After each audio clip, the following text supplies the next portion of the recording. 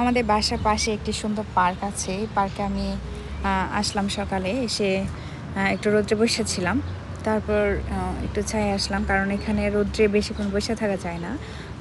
আর একটু পরে তো বেরই হওয়া যায় না, কারণ রোদ্রের অনেক তাপ। রোদ্রে আসলে গা জ্বলে। তো এখন বসে আছি ছায়াতেই। তো ভাবলাম যে আপনাদের সাথে মাদ্রিদের একটি আনন্দের সংবাদ আপনাদের সাথে শেয়ার করি। আগামী 6 জুন আমাদের এই মাদ্রিদে পূর্ণপিতা পোপ লিও চতুর্দশ তিনি এখানে সফরে আসবেন, স্পেনের সফরে আসবেন। আগামী 6, 7, 8 তিনি মাদ্রিদে থাকবেন এবং 9 তারিখে তিনি স্পেনের যে বার্সেলোনা সেখানে তিনি সফরে যাবেন।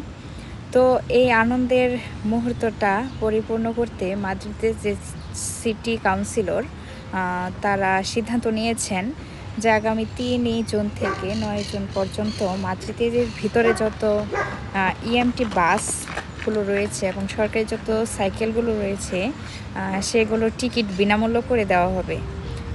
আপনি 3 জুন থেকে 9 জুন পর্যন্ত মাদ্রিদের ভিতরে যত বাস রয়েছে সেগুলোতে উঠলে আপনার 1 ইউরো খরচ হবে না, আপনি বিনামূল্যেই ভ্রমণ করতে পারবেন।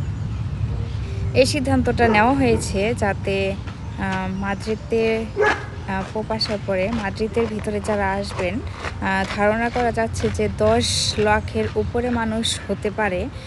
তাদের কথা, তাদের সুবিধার কথা বিবেচনা করে মাদ্রিদ সিটি কাউন্সিলর এই সিদ্ধান্ত নিয়েছেন যাতে আগামী 6 জুন মাদ্রিদের রাস্তায় আরও অতিরিক্ত 184টি বাস নামানো হবে, যেন মানুষ সঠিকভাবে পোপের এই অনুষ্ঠানে যোগদান দিতে পারে এবং রাস্তাঘাটে যেন তাদের কোনো অসুবিধা না হয়, যানজটের সৃষ্টি না হয়। কিন্তু মাদ্রিদের ভিতরে যে মেট্রোগুলো রয়েছে সেগুলো কিন্তু বিনামূল্য করা হয়নি।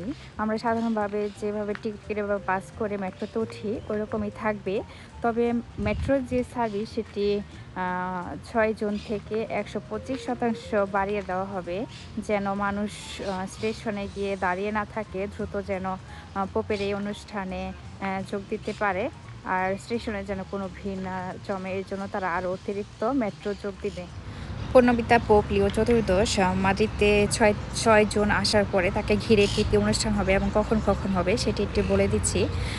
6 জুন তিনি সকাল 10:30টায় এয়ারপোর্টে নামবেন। তারপর তাকে স্বাগত জানানো হবে। তিনি রাজা রানীর সাথে, মাদ্রিদের যে রাজা রানী আছেন তাদের সাথে সাক্ষাৎ করবেন।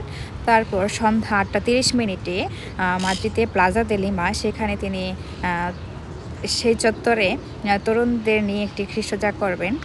তারপর 7 জুন প্লাজা দে সিবেলে সেই জায়গায় একটি উন্মুক্ত বড় খ্রিস্টজাগ হবে সকাল 10টায়। 8 জুন সন্ধ্যা 6টায় আমাদের মাদ্রিদের যে বড় ক্যাথিড্রাল আছে সেখানে তিনি প্রার্থনা করবেন। তারপর মাদ্রিদের যে স্টেডিয়াম সান্তিয়াগো বার্নাবু স্টেডিয়াম সেখানে একটি খ্রিস্টজাগ হবে। আমার জন্য খুবই আনন্দের একটি সংবাদ যে আমি 6, 7, 8 এই 3 দিনই তার খ্রিস্টজাগে যোগদান করতে পারবো। আমি 3 দিনেরই রেজিস্ট্রেশন করার সুযোগ পেয়েছি। তো ওই সময়টায় কত মানুষ আসে, কেমন কি হয়, আমি সবই আপনাদের ভিডিওতে তুলে ধরবো। আপনারা দেখবেন যে এখানকার মানুষের প্রতি তাকে নিয়ে কতটা ভক্তি, আনন্দ, কত কত মানুষ আসবে তাকে দেখতে। তো খুবই একটি আনন্দের ব্যাপার, একটি মাদ্রিদের জন্য খুব বড় একটি পাওয়া। দীর্ঘ 15 বছর পরে কোনো পোপ এখানে আসছেন। আমাদের বাংলাদেশে যখন 2018 সালে পোপ গিয়েছিলেন তখন তো এখানে যিনি আসছেন তিনি তো নতুন পোপ, আর যে পোপটি গিয়েছিলেন তিনি তো মারা গেছেন। তো ওই পোপ যাওয়াতে মানুষের ভিতরে যে কতটা আনন্দ, কত দূর থেকে, ঢাকার বাইরে থেকে কত কত মানুষ আসছেন তাকে দেখতে, এরকম এখানে হবে। আর তার সাথে মাদ্রিদের ভিতরে যেসব জায়গায় খ্রিস্টজাগ হবে সেসব জায়গার প্রস্তুতি শুরু হয়ে গেছে।